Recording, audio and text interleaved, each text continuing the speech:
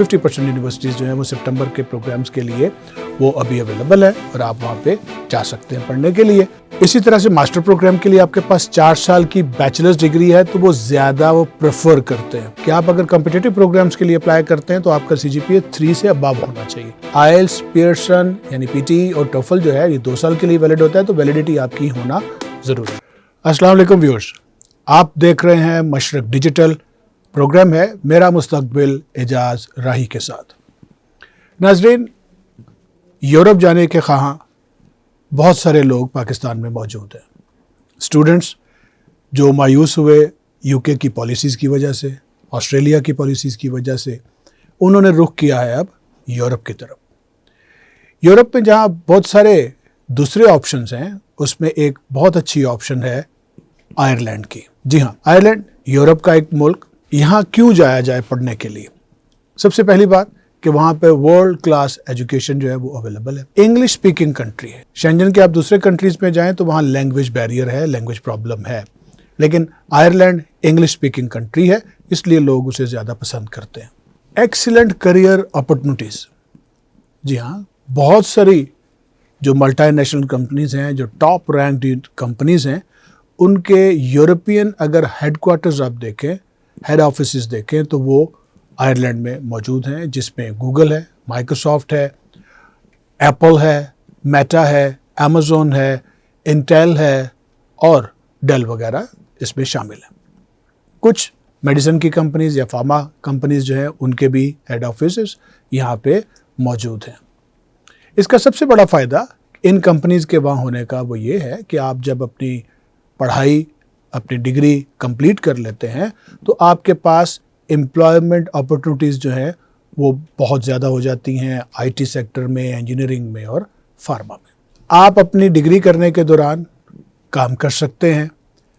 20 घंटे आपको इजाज़त है वीकडेज़ में, यानी सोमवार से जुमा तक, और हफ्ता और इतवार आप 40 घंटे यानी छुट्टी वाले दिन या समर ब्रेक में आप 40 आवर्स अ वीक भी फुल टाइम जो है काम वो कर सकते हैं।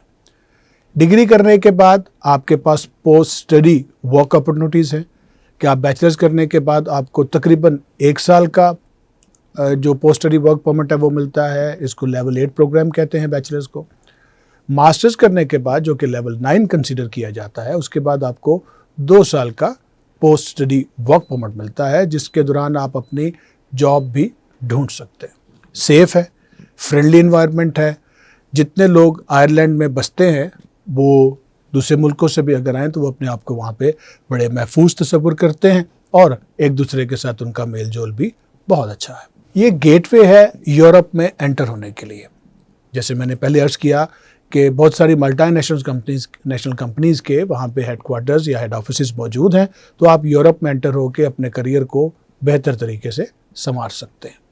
प्रोग्राम्स जो इनके हैं बड़े स्ट्रॉन्ग हैं, जिसमें कंप्यूटर साइंस है, आर्टिफिशियल इंटेलिजेंस है, डाटा एप्लीकेशंस हैं, डाटा एनालिटिक्स है, साइबर सिक्योरिटी है, सॉफ्टवेयर इंजीनियरिंग है, बिजनेस के हैं, फाइनेंस के हैं, फार्मास्यूटिकल है, बायोटेक्नोलॉजी है, नर्सिंग है, हॉस्पिटैलिटी है। ये सब कोर्सेज जो हैं वो वहाँ पे अवेलेबल हैं। आप जाके अंडरग्रेड पोस्ट ग्रेड में ये कर सकते हैं। 2 इनटेक हैं साल के, 1 सितंबर और 1 जनवरी। इस वक्त कुछ यूनिवर्सिटीज़ जो हैं, बल्कि आप कह सकें तो 50% यूनिवर्सिटीज़ जो हैं वो सितंबर के प्रोग्राम्स के लिए वो अभी अवेलेबल है और आप वहाँ पे जा सकते हैं पढ़ने के लिए। और फरवरी सेशन तो है ही, वो अभी उसके लिए काफ़ी टाइम है, आप अप्लाई कर सकते हैं। बैचलर डिग्री के लिए आपकी जो एंट्री रिक्वायरमेंट्स हैं वो क्या होनी चाहिए? उसमें आपका जो FA और मैट्रिक का सर्टिफिकेट जो है वो बहुत ज़रूरी है कि आपके पास कंप्लीटेड हो और वो आपके पास मौजूद हो, और कम से कम आपके 60 से 70% उसमें जो है वो मार्क्स होने चाहिए अगर आप कम्पिटिटिव प्रोग्राम्स में अप्लाई कर रहे हैं। वैसे तो 55-60% तक भी एडमिशन हो जाता है, लेकिन अगर आप कम्पिटिटिव प्रोग्राम्स के लिए अप्लाई कर रहे हैं तो फिर 60 से 70% आपके पास नंबर होना बहुत ज़रूरी है। सिर्फ पास करना जो है वो काफ़ी नहीं होगा, अच्छे मार्क्स जो है वो चाहिए। इसी तरह से मास्टर प्रोग्राम के लिए आपके पास 4 साल की बैचलर्स डिग्री है तो वो ज़्यादा वो प्रेफर करते हैं। 2 साल यानी 2 साल का BA और 2 साल का मास्टर्स वो भी आप कर सकते हैं अप्लाई उसके साथ, लेकिन वो ज़्यादातर प्रेफर करते हैं कि आपके पास 4 साल का बैचलर्स वो मिला के आपके पास 16 साल की एजुकेशन हो, और उसमें भी आपका जो CGPA है वैसे तो वो 2.5 से 3 तक एडमिशन हो जाता है, बट अगेन जैसे मैंने पहले कहा अंडरग्रेड प्रोग्राम के लिए कि आप अगर कॉम्पिटिटिव प्रोग्राम्स के लिए अप्लाई करते हैं तो आपका CGPA 3 से अबव होना चाहिए, तब आपके चांसेस जो हैं वो एडमिशन के वो बढ़ जाते हैं। लेकिन इसका हरगिज़ ये मतलब नहीं है कि आप 2.5 CGPA के साथ अप्लाई नहीं कर सकते, आप अप्लाई कर सकते हैं और एडमिशन भी आपका हो जाता है। आइल्स या इंग्लिश रिक्वायरमेंट्स जो हैं वो वहाँ पे वैसी ही हैं जैसे बाकी दुनिया में है। अंडरग्रेड लेवल पे आपको 6 आइल्स चाहिए और पोस्ट ग्रेड लेवल पे आपको 6.5 आइल्स चाहिए। यहाँ पे टोफल, IBT और PT दोनों एक्सेप्टेड हैं। टोफल का स्कोर आपका 80 से 90 के दरमियान होना बहुत ज़रूरी है, अंडरग्रेड पोस्ट ग्रेड दोनों को अगर मैं बात करूँ, और PT जो है वो आपके पास 59 से 63। और कुछ कोर्सेज ऐसे हैं जिनमें आपके मेडिसिन के कोर्सेज हैं, लॉ है या नर्सिंग है, उसमें थोड़ा सा ज़्यादा स्कोर चाहिए, वो प्रोग्राम के हिसाब से वो आपको आप उनकी वेबसाइट पे भी मिल सकता है। हम भी अवेलेबल हैं आपको सारी वो चीज़ें बताने के लिए। और आपका आइल्स, पियर्सन यानी PT और टोफल जो है ये 2 साल के लिए वैलिड होता है, तो वैलिडिटी आपकी होना ज़रूरी है। एडमिशन का जो प्रोसेस है वो 2 से 6 हफ्तों में आपका एडमिशन हो जाता है, और जो वीज़ा प्रोसेस है स्टूडेंट वीज़ा के लिए वो 4 से 8 हफ्ते हैं। लेकिन अगर पीक टाइम है जहाँ एप्लीकेशंस बहुत ज़्यादा हो तो थोड़ा टाइम एक्स्ट्रा जो है वो लग सकता है। डॉक्यूमेंट वही जो बाकी मुल्कों के लिए चाहिए, इधर भी वही है। आपका पासपोर्ट हो, आपकी FA की सनद हो, वो IBCC से अटेस्टेड हो तो ज़्यादा बेहतर है।